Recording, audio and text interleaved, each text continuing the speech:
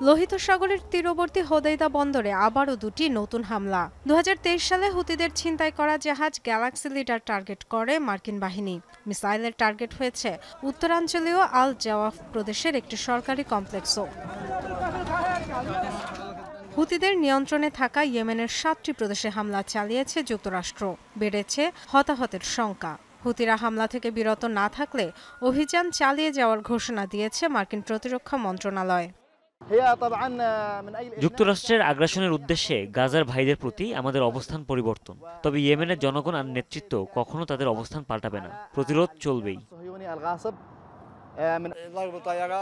আমাদের ওপর যতই হামলা করুক ইয়েমেনিদেরকে ভয় দেখাতে পারবে না। এই হামলার জবাব তারা নিজ ভূমিতে পাবে।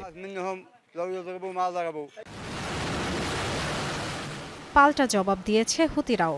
লোহিত সাগরের উত্তরে মার্কিন রণতরী হ্যারি এস ট্রুম্যান লক্ষ্য করে ২৪ ঘণ্টায় দ্বিতীয় দফায় হামলার দাবি করেছে তারা। ছুড়েছে ১৮টি মিসাইল ও ড্রোন।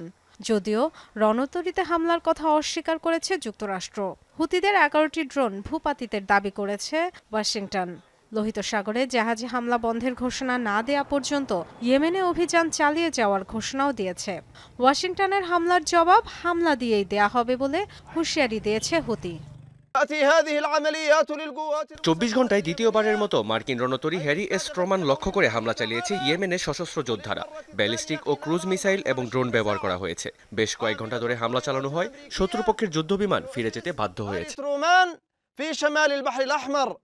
ইয়েমেনের প্রতি সমর্থন জানিয়েছেন ইরানের সর্বোচ্চ ধর্মীয় নেতা আয়াতুল্লাহ আলী খামেনি। হুতিদের পাশে থাকার ঘোষণা দিয়েছে হামাস ও কাতাইব হিজবুল্লাহ।